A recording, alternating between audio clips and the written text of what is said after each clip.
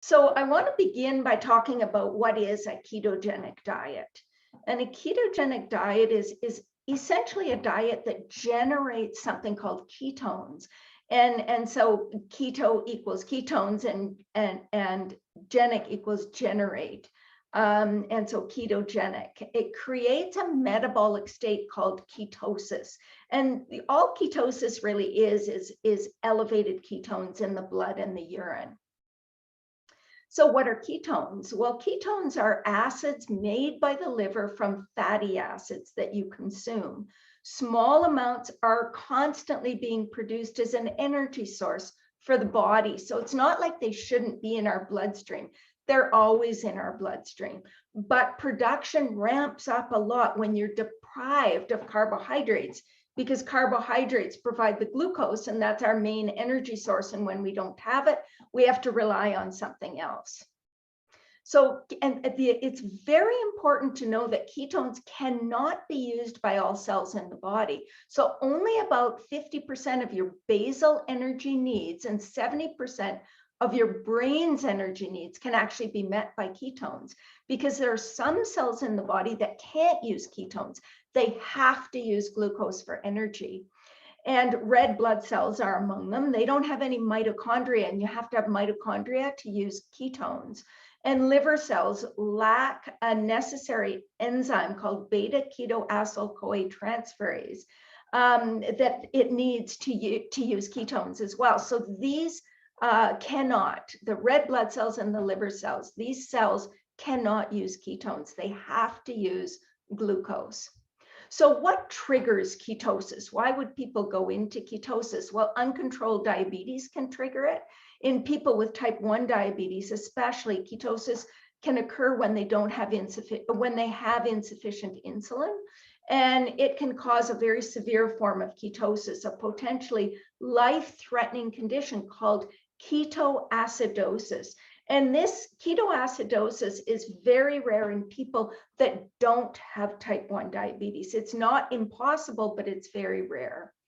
The second thing that can cause ketosis is starvation or fasting. When you have no access to food, your body draws upon, number one, its carbohydrate stores, and it uses up these stores. And basically, carbohydrates are stored in the form of glycogen in our body, and mainly in the liver. And the glycogen is converted to glucose, so we can use that up. And then once that is pretty much gone, we move over to the protein stores, and protein from muscle is used to make glucose via something called gluconeogenesis, which means, basically the production of glucose. And then we move on to our fat stores. And glycerol from triglycerides is used to make glucose via gluconeogenesis, and fatty acids are used to make ketones when triglycerides are broken down. So triglycerides are essentially a glycerol backbone with 3 fatty acids, and it is those fatty acids that are used to make ketones. So number 3 is ketogenic or keto diets. And so what is a ketogenic or keto diet?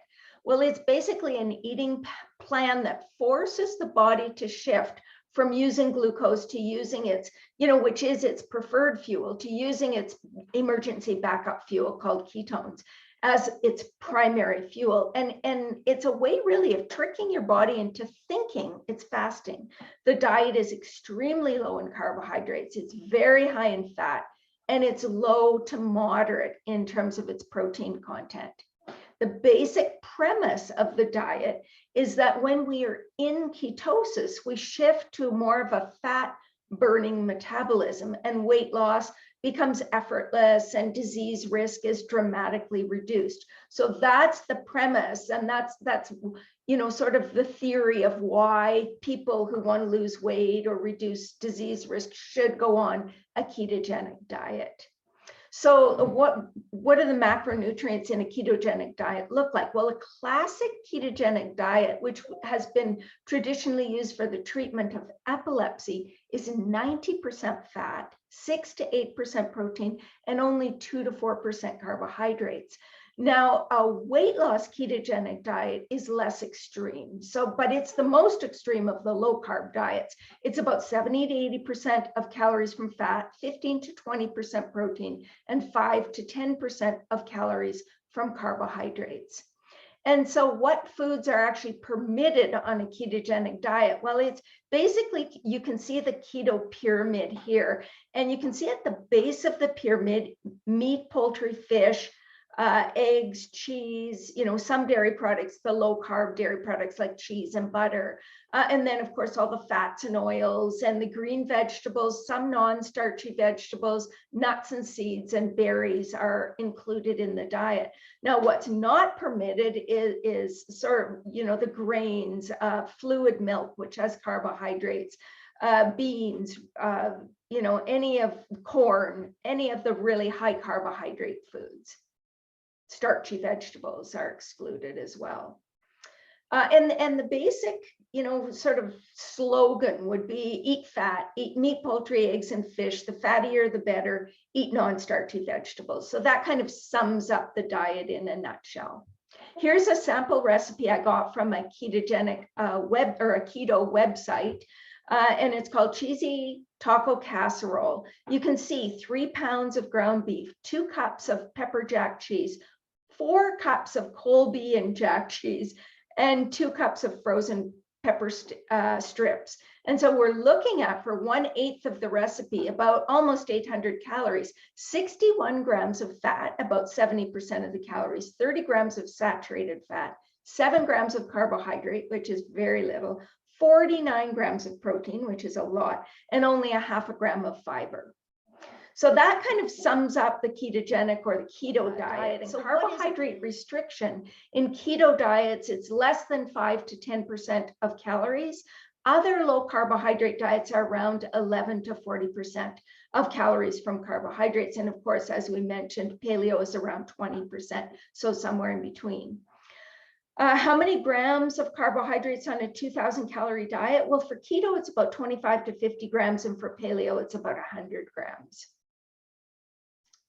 Now, the average percent of calories from carbohydrates in common foods, I think it's interesting for you to see this, because remember that only 5 to 10% of calories come from carbs in a ketogenic diet, and about 20% in a paleo diet. Well, fruits and starchy vegetables are 90+% of calories from carbohydrates. Grains and legumes are 70 to 75% of calories from carbohydrates. Even non-starchy vegetables are almost 60% of calories from carbohydrates on average. Milk, 2% milk is about 37% of calories from carbohydrates. Nuts and seeds around 12%. So they're the only plant food that's under around 55, 60%. Eggs and cheese are about 3%. And of course, meat, poultry, fish, fats and oils are 0. There are no carbohydrates in these foods. And if you think about this, I think it's really important to recognize that the most nutrient-dense, phytochemical, antioxidant, prebiotic, probiotic rich foods are fruits and vegetables and whole grains and legumes. And these foods are predominantly carbohydrates. So it's just important to recognize that.